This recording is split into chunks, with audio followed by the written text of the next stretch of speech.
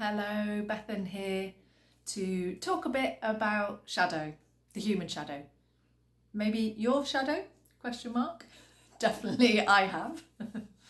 um, I'm guessing you're acknowledging that parts of you are in shadow, otherwise you probably wouldn't be bothering to watch this. Or listen.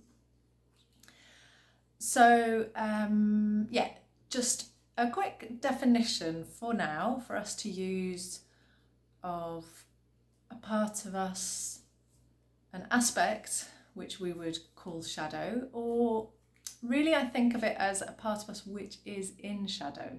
So it's any part of ourselves that we've denied or suppressed or hidden from the world and sometimes from ourselves as well. So already there might be aspects of yourself that you can think of that kind of fit the bill for that. And if not, there are some ways that we can sort of look for these parts of ourselves, because of course if we've hidden it from ourselves, it's we've normally done a pretty good job, so it's not easy to just go, right, I'm ready to see now. Life, I find, doesn't always just drop into my lap what I ask for.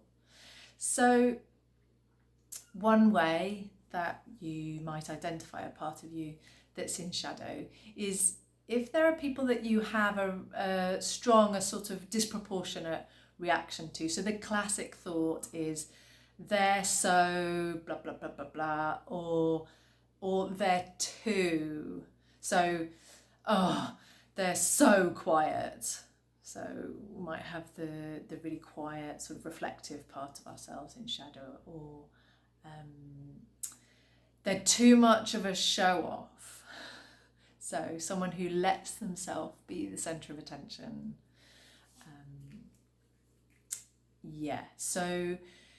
And of course we're humans, we make judgments, I'm afraid. I mean, we need to make judgments, but we do make judgments about each other, about other humans. So it's not just that kind of, the internal, like, oh yeah, they're so like that. It's that kind of where you find yourself tightening up when they just walk into the room or you catch sight of them. Classic would be someone's behaviour and sort of watching other people, everyone else seems fine with it. You're finding yourself feeling really like, ooh, about it. And just a word about parts of ourselves that are in shadow are not always kind of dark and difficult and problematic. There's the golden shadow as well. So sometimes we've put parts of ourselves in shadow, we've pushed them away for a really good reason. So I always think that we've put these parts of ourselves away for a really good reason at some point. But sometimes it's a part of ourselves we would quite like to inhabit.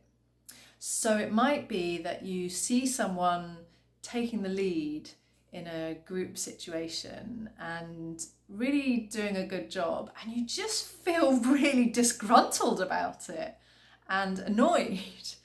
And that might be a pointer to you that your kind of healthy leader part might be in shadow, the part of you that can stand up and with humility and fairness and all these quite positive qualities be able to take the lead and get things done or whatever it is.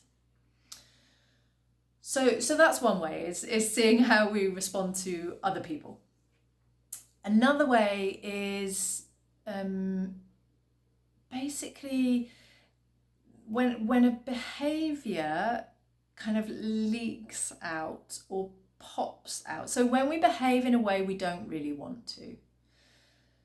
So an example of that could be really snapping at somebody, probably someone that you like or love, a friend, member of your family, someone like that, where rationally that what they've done is just, it might be a bit irritating, but you find that you kind of bite their head off and you don't feel good about doing that. And you didn't mean to, you don't want to behave like that. So this is, I tend to talk about anger a lot because in British culture, I perceive that anger, we're asked generally to put anger away. It's quite misunderstood. It's got a bad reputation. I'm not going to go into all of that now. But a lot of people have kind of put their anger away, and the classic is the person who explodes, who seems kind of quite nice and even a lot of the time, and then it's not necessarily apparent why. They just have this sort of explosive anger outburst and often feel awful about it afterwards. So that's one way it could be, that popping out. And another way is kind of leaking out. So when you experience someone as very passive aggressive, that can obviously be anger. When someone thinks that, for instance, anger is super useful for setting clear boundaries. So if I can just say, no, I won't do that, it's quite simple. If I've spent a lot of time in my life thinking, no, I won't do that, but saying, yeah, okay then I'll probably build up a lot of resentment. And there's this, sometimes you can just feel it in someone, like this seething anger. Or it comes out in these very sideways ways. So that's a second way. So there's kind of seeing how we respond to others. There's behaviours that leak out or pop out that we really wish we didn't behave that way. And also, sometimes for some people, you might know that there's sort of like a promise you made to yourself, I'll never be like that, or I would never do that. And the never is often quite a good indicator. So that can come from, for instance, a member of the family when you were younger, and you just, there's an aspect of them that you really couldn't stand, and you were like, never going to be like that. So maybe the one who's always putting themselves in the victim position. So you always see them being like, poor me, and you've probably been on the receiving end of it, like, yeah, poor me, everyone takes advantage of me. And you can kind of see that that's not really true, that they're placing themselves in that position. You're like, right, I'm never going to be that victim one. So there are some ways that you might spot parts of yourself that are in shadow. And once you've done that bit, you might want to explore a bit more. So it can be helpful if you can do this with someone else that you trust, like a really close friend maybe, possibly your partner. It can be vulnerable, and it can really build connection to share yourself in this way. It might be that you want to come to someone like me, a professional who's just outside of your life.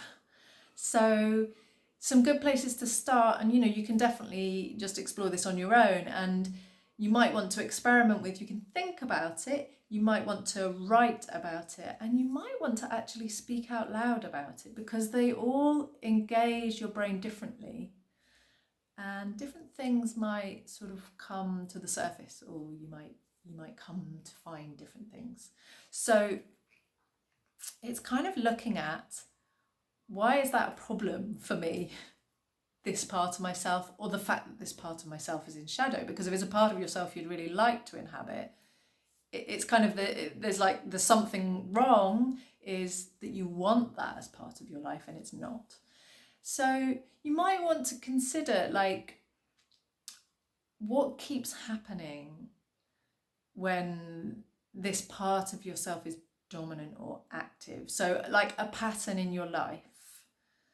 So if people keep responding to you in a way that's very sort of not very warm and friendly, when you think, you're actually being quite open and quite warm and friendly, and yet you get met with this. It's like, yeah, that pattern, that I don't enjoy that, I don't like that. It might be to consider, what do you fear others think about you when you're inhabiting that part of yourself?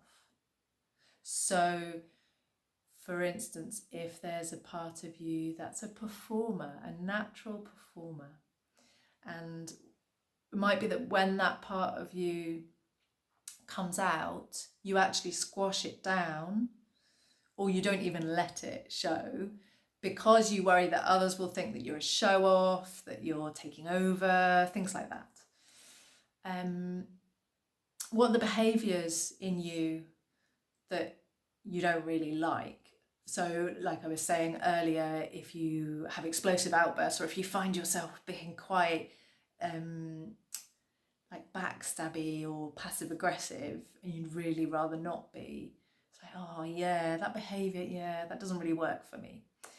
And yeah, so exploring all of that, and then also to think about, but again, maybe to write about, speak out loud, possibly share with a witness to explore, is how do you feel about that part of yourself, and what are the thoughts you have about it, and what there might be almost like an action, like you can feel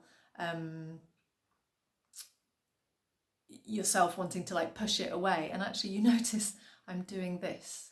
So it can also be useful. So as I am here, my whole self is, where does it seem like this part exists in relation to me? So of course it's inside me, but it's almost like if we were to take my inner world and expand it right out. I mean, this is what we do in coaching sessions. So the whole me is sitting here. Where does it seem like this part of me is in relation to me? And for some people this works and is helpful, and some less so. But for me, it's really clear that there's a particular part of myself that's kind of next to me here and a little bit behind, and it's a bit higher up than me.